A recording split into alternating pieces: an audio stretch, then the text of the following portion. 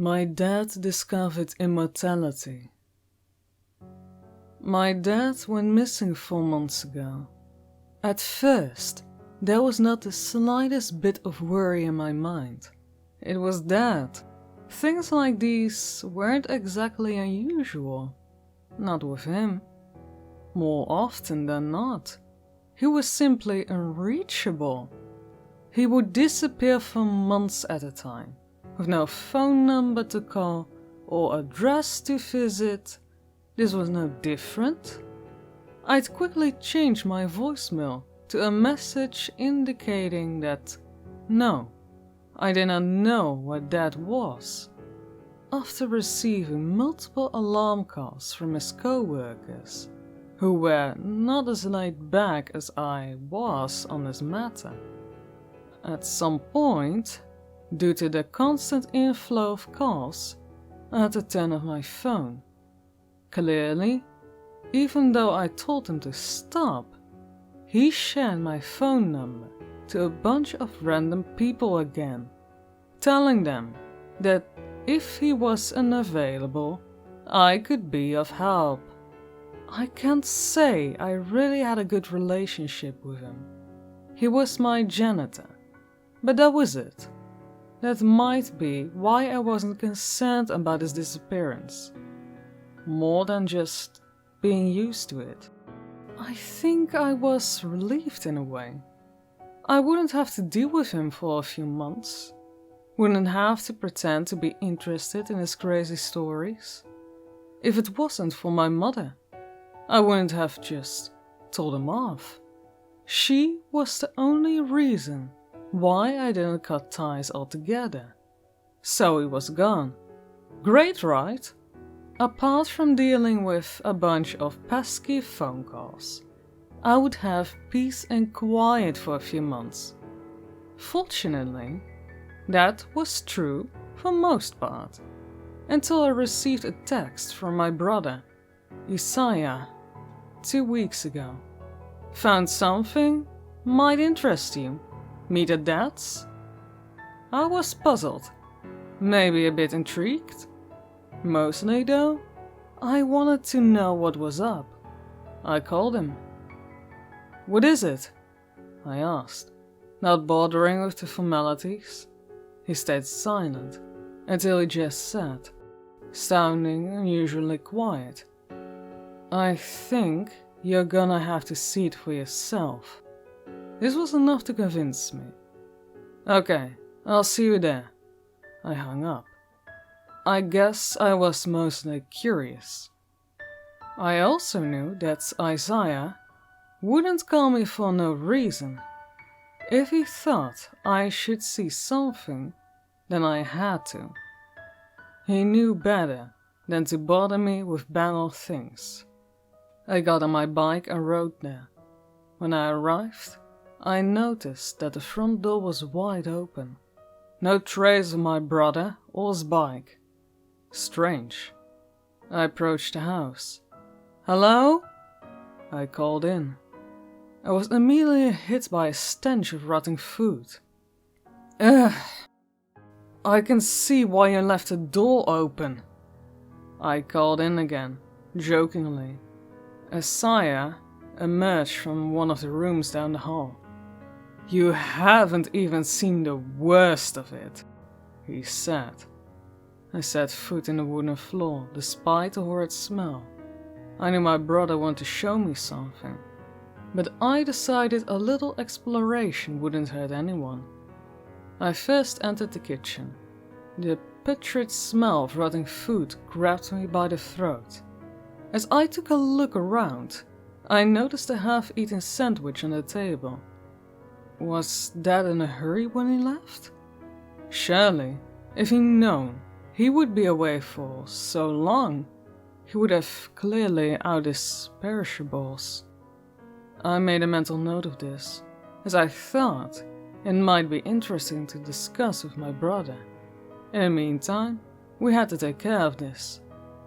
Hey! I said, loudly enough for my brother to hear. whatever he was up to. Should we clear this food before it gets worse? I continued, grabbing a garbage bag, though I was reluctant to pick up the rotting items. Yeah, sure, come see me when you've finished. His voice resonated in the hallway. Great, I muttered before getting to it.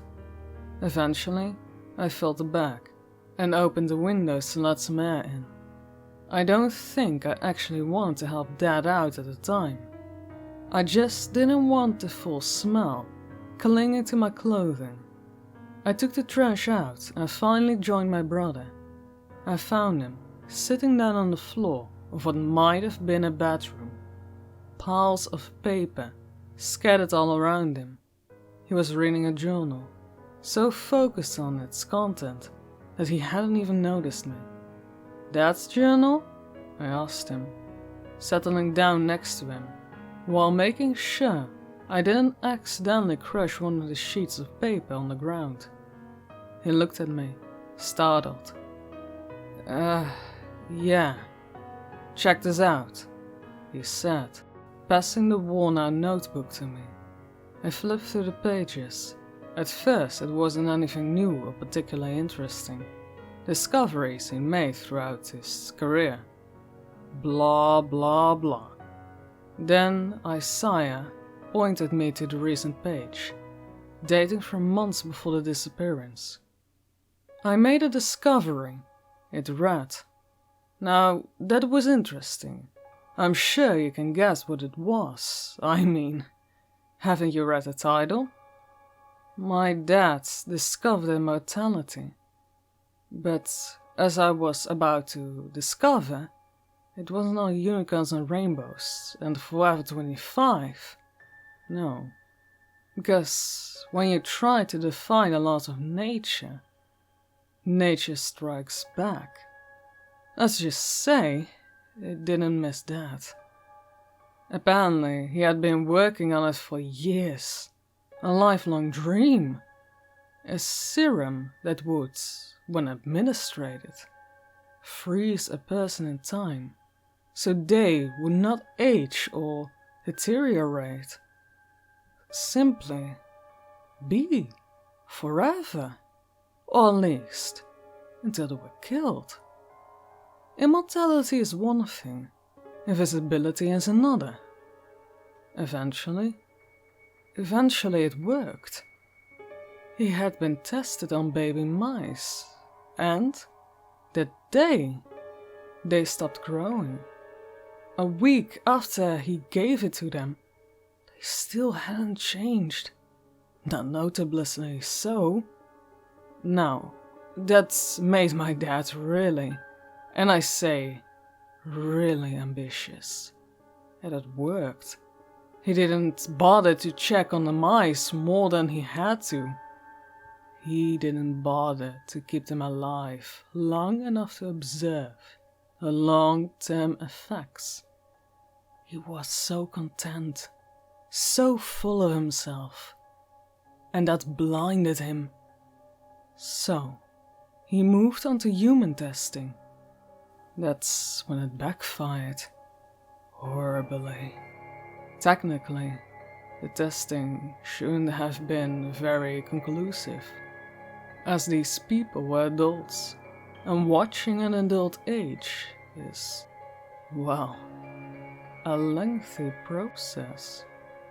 He simply told the subjects to come in for a monthly checkup, and to call him if anything went wrong. As you might expect, something went wrong. It hadn't even been 2 months when he got calls from the subjects, almost at the same time.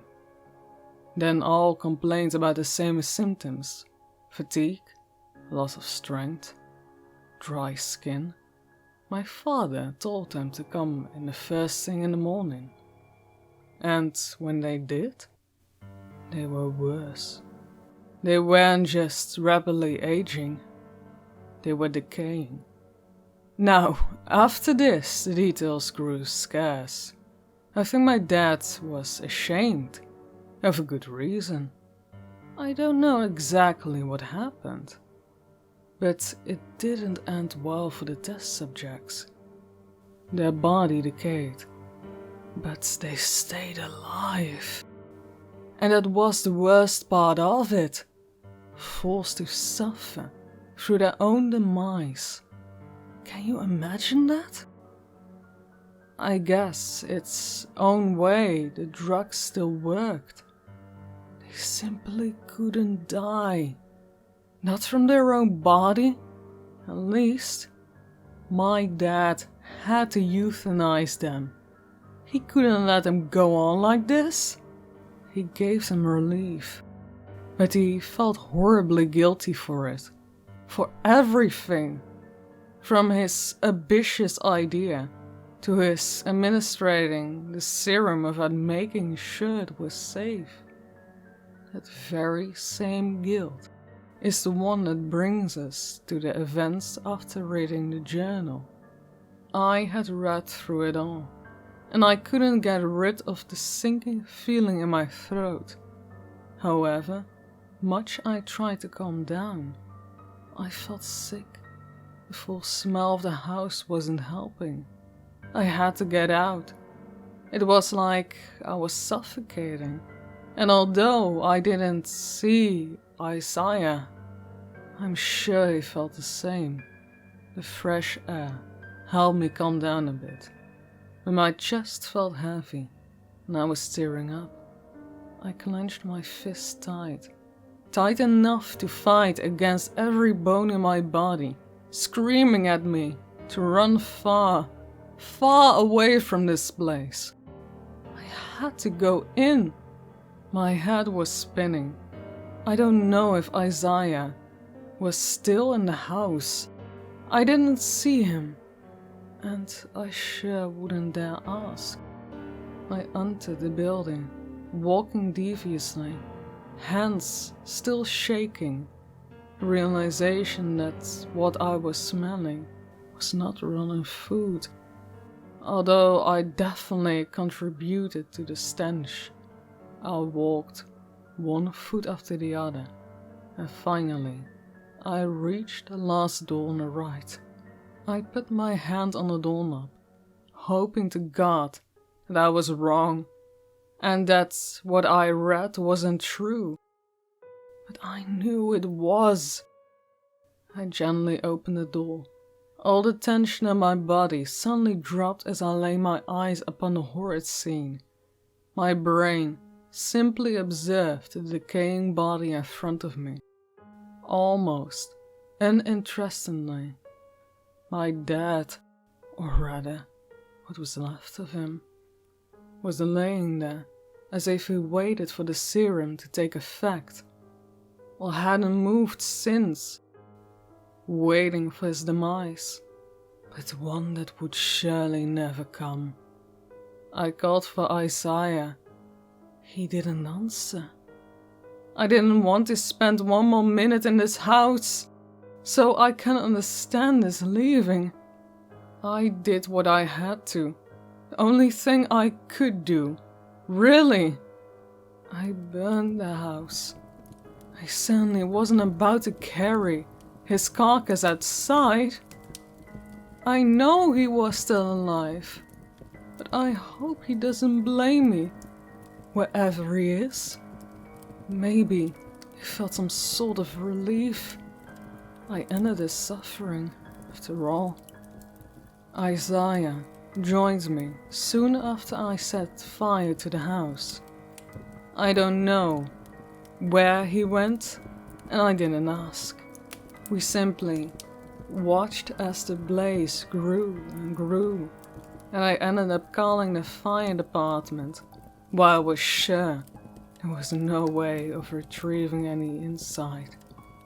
As I'm writing this, it's the night after his memorial service. We told everyone the same thing. We're concerned and decided to pay him a visit. And we found the house on fire. Do you know how exhausting lying is?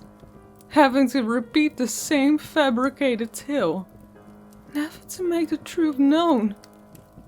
I think That's what prompted me to write this on Reddit. I had to tell someone.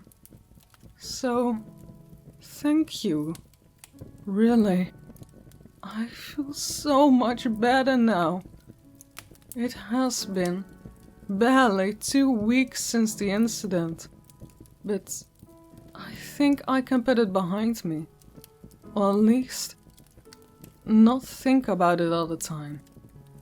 Thank you. Thank you all so much for listening to tonight's story. Now I'd like to take a moment to thank all of my Patreons who helped make this channel possible. Thank you, Breaker19, for all your help and support. You guys are amazing.